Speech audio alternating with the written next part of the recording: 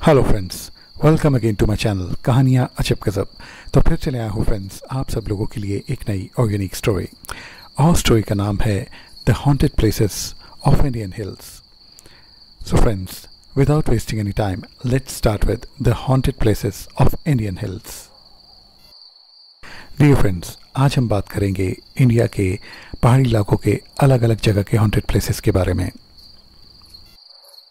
तो शुरुआत होती है पहले पहाड़ी इलाके से।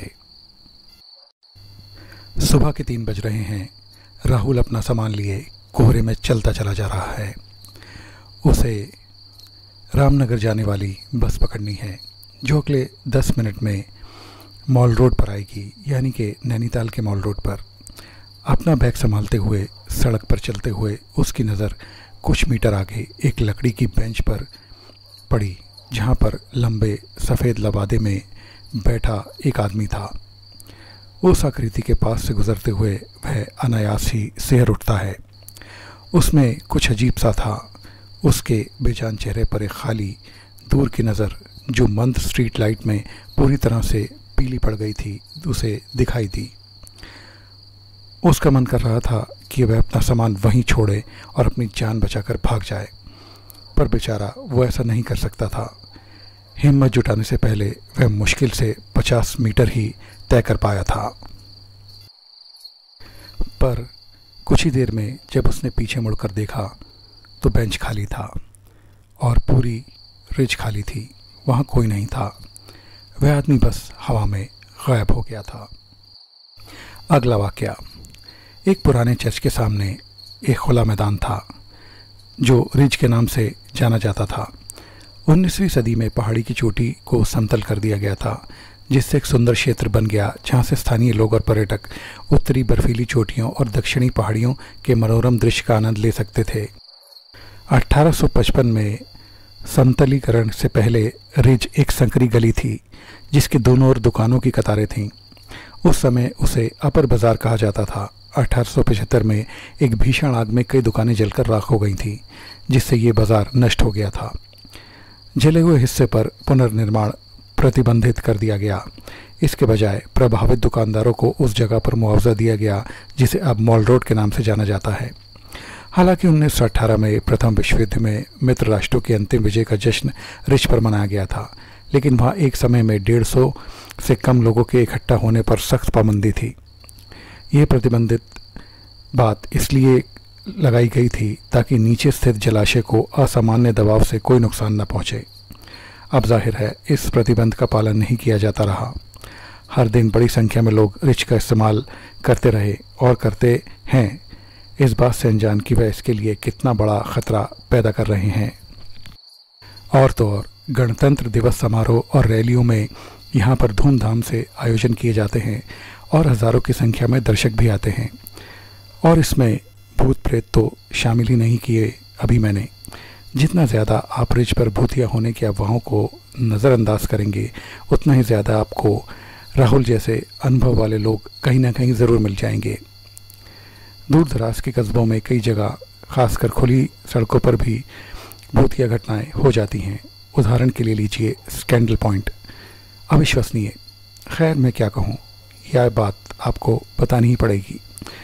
लोग दावा करते हैं कि अगर कोई रात के 2 बजे से 4 बजे के बीच स्कैंडल पॉइंट पार करता है तो उसे कुछ अजीबोगरीब अनुभव हो सकते हैं।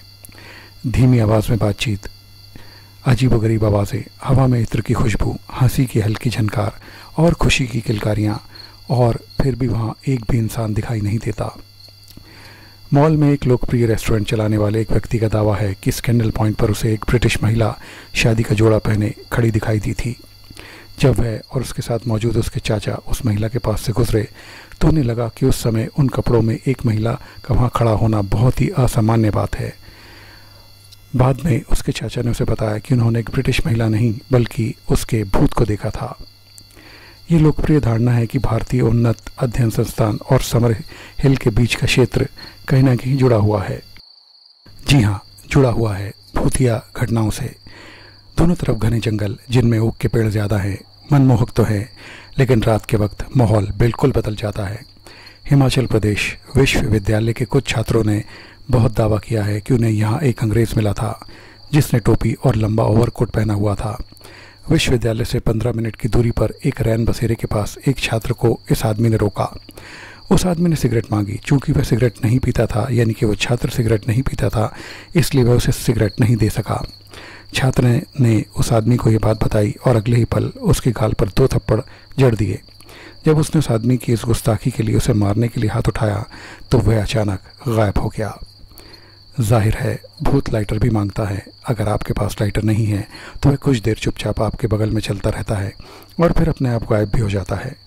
वह किसी बेमतलब ज़ॉम्बी की तरह चलता है और जब तक आपको अपने अवांछित साथी की अजीबता का एहसास होता है तब तक वह जा चुका होता है। अगर आपके पास लाइटर या सिगरेट है और आप उसके कहने पर उसे शालीनता से दे देते हैं तो वह बिना कुछ किए आपकी आंखों के सामने से तुरंत गायब हो जाएगा।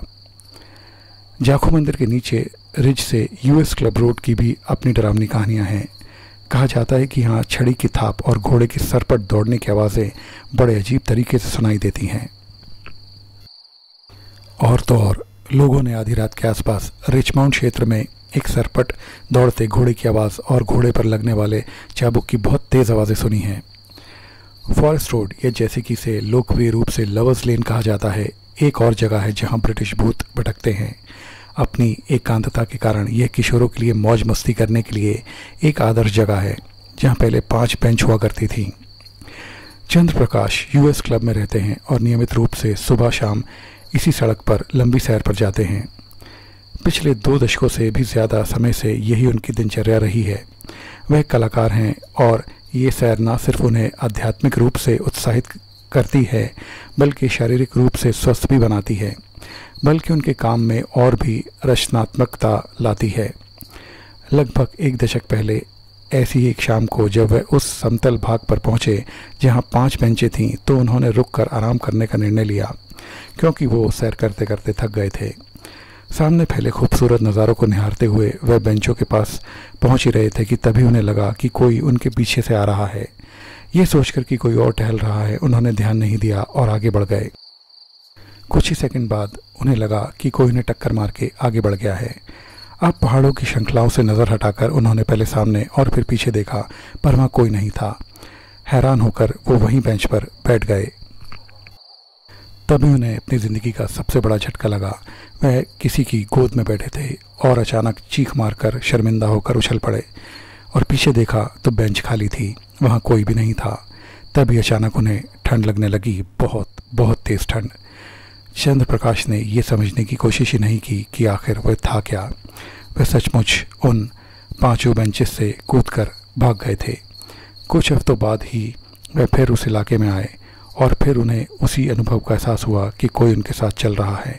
इस बार वह भागे और बहुत तेज़ भागे और उस इलाके में हमेशा के लिए सैर करना छोड़ दिया।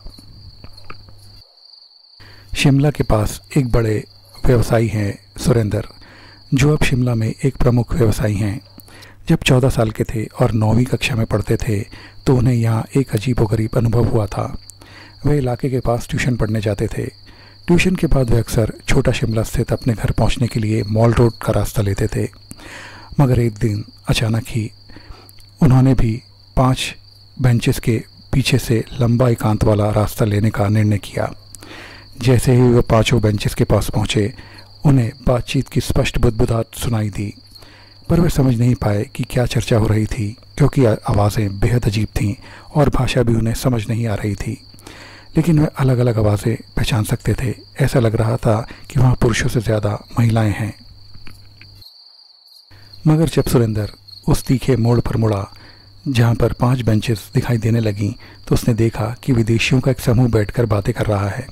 लगभग 4-5 महिलाएं और 2 पुरुष थे। जब तक वह बेंचेस से लगभग 20 मीटर दूर तक नहीं पहुंच गया तब तक उसे कुछ भी समझ नहीं आया। तभी उसने देखा कि उनके हेयर स्टाइल और कपड़े बहुत अजीबोगरीब थे। महिलाएं गाउन और बोनट पहने हुए थीं और उनके बाल उनके कंधों पर घुंघराले थे। पुरुष ब्रीच पहने हुए थे और उनके बाल पीछे की ओर खिंचे हुए थे। अचानक से उसे अजीब सी ठंड लगने लगी। अचानक उसने समूह से पूछने का फैसला कर लिया कि वह किस देश से हैं।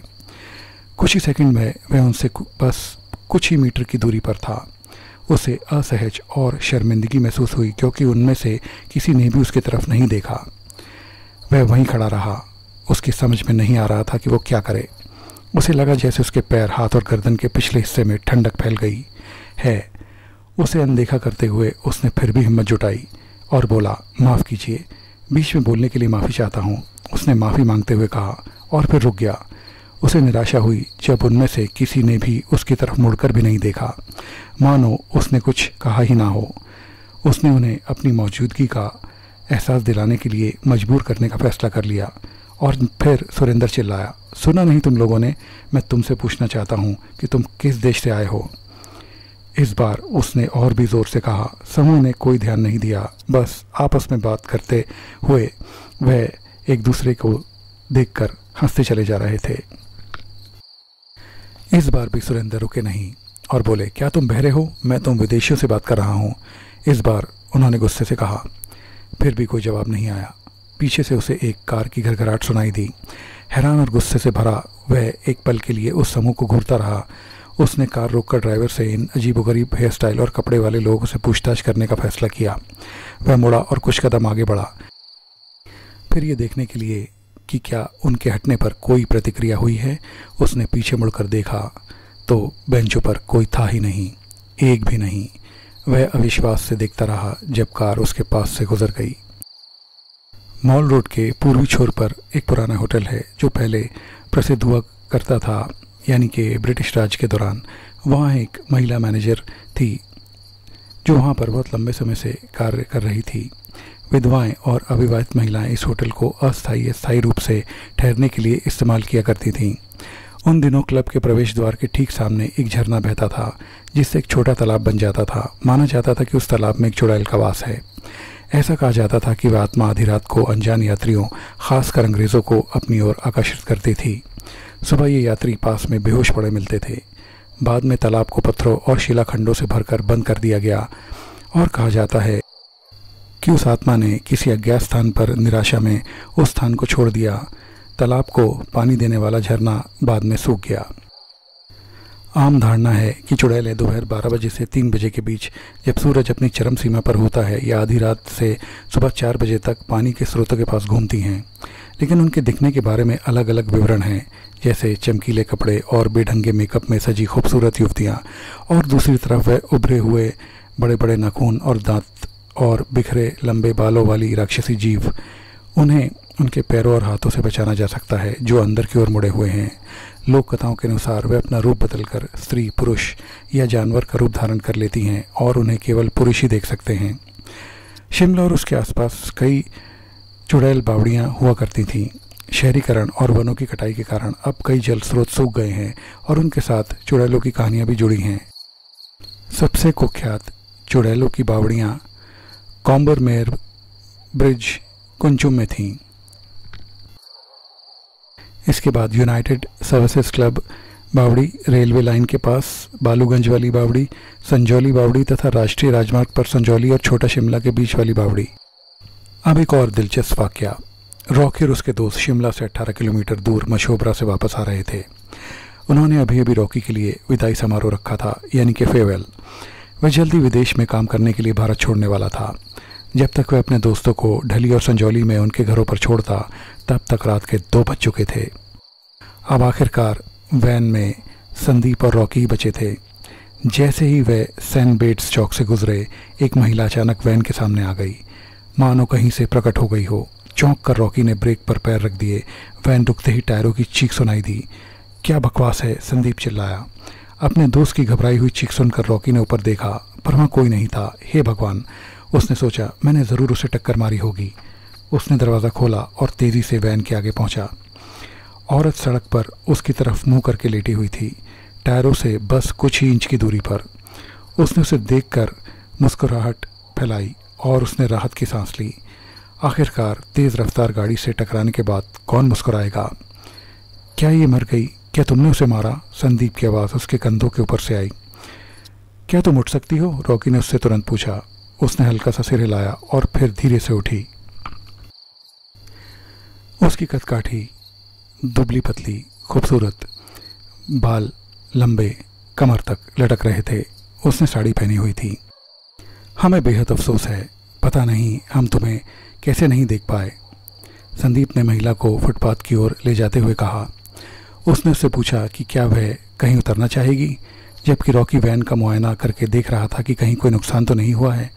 संतुष्ट होकर वह उन दोनों की ओर बढ़ा जो कुछ मीटर दूर खड़े थे। रॉकी उसे देखते ही थोड़ा असहज महसूस कर रहा था। वह अपनी साड़ी ठीक कर रही थी। उसके लंबे काले बाल उसके चेहरे पर बिखरे हुए थे। उसकी खूबसूरती का उस पर कोई असर नहीं हुआ, जबकि जाहिर है कि उसकी दोस्त पर तो ज़रूर असर हो रहा था।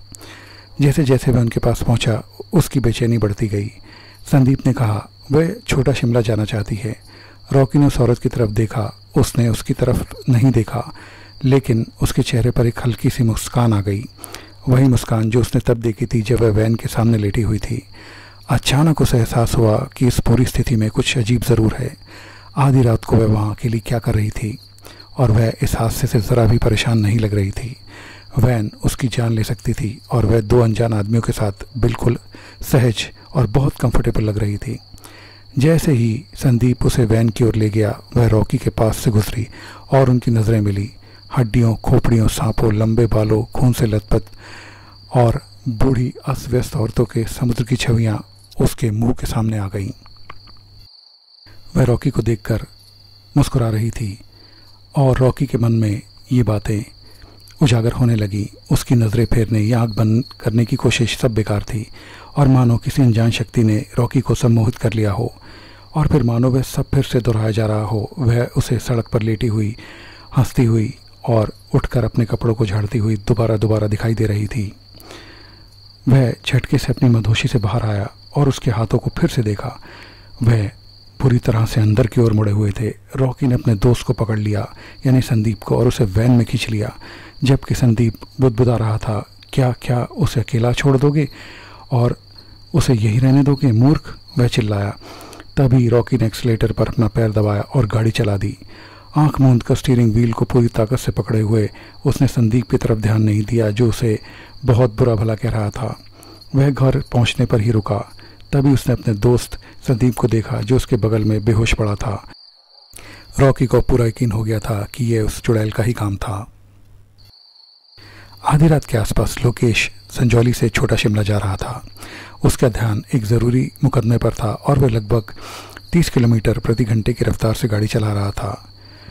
चुड़ैल बावरी से लगभग 100 मीटर की दूरी पर उसने एक महिला को हाथ हिलाकर उसे रोकने का इशारा करते देखा, और इस महिला ने बेहद खूबसूरत चमकीली लाल साड़ी पहनी हुई थी।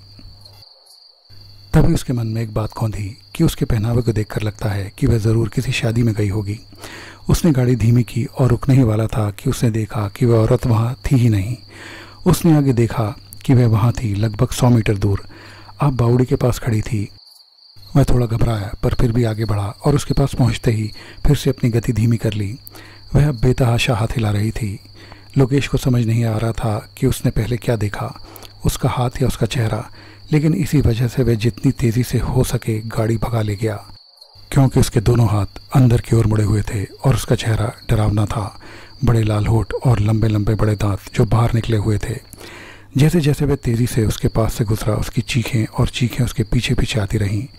उस दिन के बाद से उसने कभी भी देर रात उस सड़क पर यात्रा कभी नहीं की। तो फ्रेंड्स, ये थी कहानी the haunted places of Indian hills. ये कहानी आपको कैसी लगी प्लीज़ कमेंट करके ज़रूर बताएं। मेरे चैनल को लाइक, शेयर और सब्सक्राइब ज़रूर करें और बेल आइकन प्रेस करना भी ना भूलें। मेरे और भी इंटरेस्टिंग वीडियोस आपको मेरे चैनल पर मिल जाएंगे, उन्हें भी अपने फ्रेंड्स और फैमिली के साथ ज़रूर एंजॉय कीजिए। फ्रेंड्स, अब आप महज सब्सक्राइबर्स नहीं फैमिली हैं, तो देखते रहिए कहानियाँ अजब गजब स्टोरीज फॉरएवर। तो फ्रेंड्स, आप सब लोगों की बहुत अच्छी सेहत और ब्राइट फ्यूचर की कामना के साथ मैं लेता हूं आपसे विदा। मिलते हैं आपसे मेरे अगले इंटरेस्टिंग वीडियो में। तब तक के लिए बाय बाय।